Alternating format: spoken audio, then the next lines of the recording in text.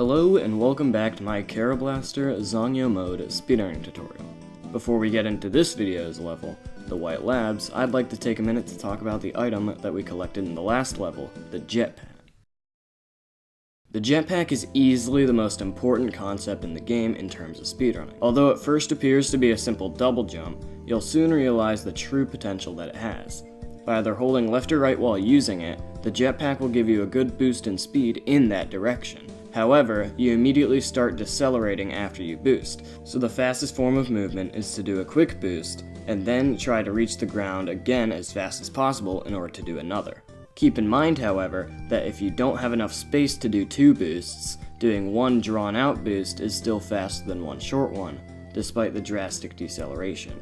Other neat uses of the jetpack is the high boost, which consists of jumping in a direction, letting go of that direction, boosting, and then repressing that direction to gain a ton of height, as well as the edge boost, which is dropping off of a platform and then immediately boosting thereafter in order to reduce the height gained overall, giving you more potential for that juicy, optimized boosting. Now that we're done just merely discussing the package jets, let's put it to some good use. First, walk forward and start shooting up with the wide to set up a kill on an upcoming enemy. Then, boost across these laser bots. The jumps are easier to make if you boost later than you may want to at first. Once you get up to these platforms, shoot up with the wide to either decimate everything, including this bomb block somehow, clearing everything for an easy bypass, or just these gears, this tumbleweed, and this bomb, in order to still be able to make it past without taking damage. In this room, boost over to this button as fast as possible to let down the tires in order to proceed through the right door. At this point, you'll want around 30 coins, so use this time it takes for the tires to fall to collect some extra if you need to. This room is cycle based, so you can pretty much take it as fast or as slow as you want to without wasting much time. For the fastest cycle, boost while under each platform in order to bonk your head and reduce the height in each boost. Then jump up here and immediately boost up here, or take your time and catch the next platform. At that point, the jumps are pretty much all lined up for you. Make sure once you get up to go left for a slight detour rather than the more obvious right path. You can shoot bubbles down at this safe if you want to open it faster. Collect at least 120 coins from it. If you found that you had slightly less than 30 coins at this point, collect the smaller coins as well. Also, if you want this one up, you can collect it while the coins are flying all over the place to waste as little time as possible. Just drop off this edge before boosting towards this mole while mashing. Then walk forward and mash to kill this gear before boosting to this mole. Be sure to mash through not only the mole but also the bomb that the mole throws in order to avoid taking damage from it. This room also happens to be cycle based, so making your way to this first safe doesn't need to be optimized. Collect at least 120 coins from this safe. You want at least 255 to 260 coins at this point, so collect a little extra if you need to. However, whatever you do, it's best that you try and exit the room before this platform passes, so that you can catch it and ride along it all the way over here. If you want an even faster cycle, you can wait on the edge of this platform until it reaches this point. Then jump to this line of platforms, boost across them, then jump until you're just below this overhang before boosting straight onto the next platform into the end of the room. However, messing up this skip more than likely will lead to your demise, so only do it if you are confident in your ability to get it consistently, or you desperately need the 4 to 6 seconds of time save. If you happen to miss the early cycle altogether though, there is another skip to get ahead to it that is a ton easier than the faster one, and is probably worth to try and runs.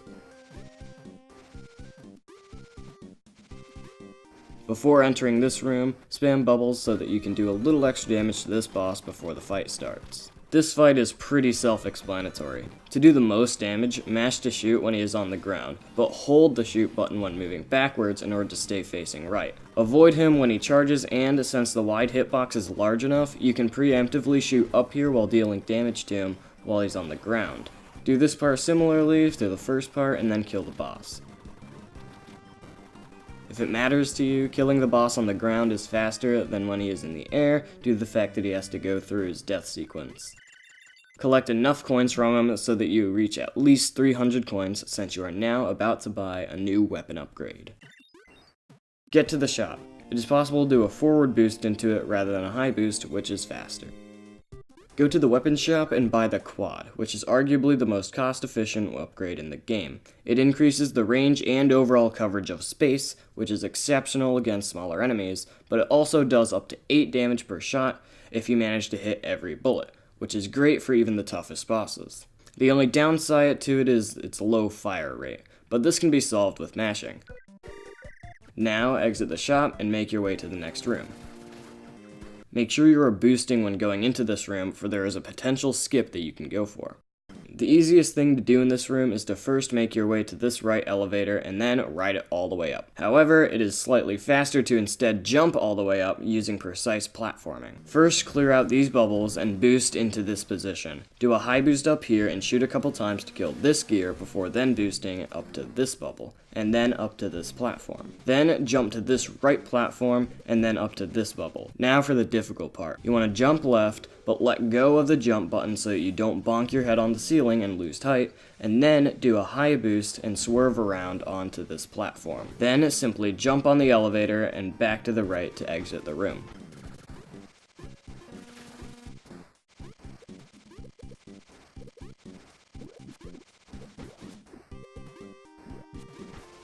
Jump up to this bomb block and shoot until these two are cleared out. Then boost to the safe and collect its 100 coins. Shoot these bomb blocks while the coins are spawning.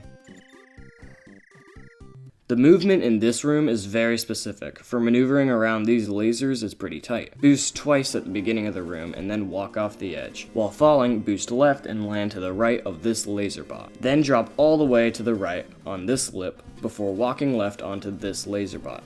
Then walk right, boost at this point, and do a short hop up on this platform, or wait for the laser to pass before boosting over. Just walk right in this room and shoot to kill the enemies and destroy the light fixtures. In this room, you want to boost until you cross the green line, which drops the tire. From there, the safest thing to do is just walk forward and mash the shoot button. You can slip in some extra boosts if either there is nothing in your way, or if you can line yourself up with these jumping enemies. Once this last tire is loose, either jump and boost off of it, or fall back to this tire for a similar effect.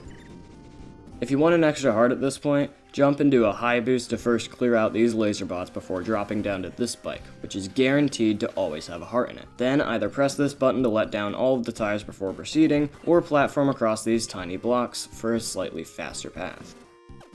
Now it's time for the truck boss, whose main threat, which is running over you and insta-killing you, is completely avoided in a speedrun. First, what you want to do is jump on top of it and stand right on the edge of its rocket launcher. This gives you a good position to shoot it with the quad, for you can do the maximum damage while also avoiding its first couple shots at you. Once you end its first phase, jump to avoid this rocket and get into position right here. Make sure you are not holding left here, for instead you want to stay in the middle of this small area. Start shooting up with the bubble to do some extra damage going into its next phase. Keep shooting left with the quad, and once a target locks onto you, start moving left to avoid the rocket that comes down at you. Once the truck moves too far to the right, jump and stand in this position to do damage until the boss dies. How much damage you take in this fight can somewhat rely on how fast you can mash to kill it, so how much health you'll need to kill this boss differs from person to person, so be sure to get familiar with your own ability. Jump right before the boss dies and boost into the fire to collect it. The fire is really only good for its ability to destroy certain projectiles and objects, which is kind of relevant in the next few levels. At least it's better than the bubble.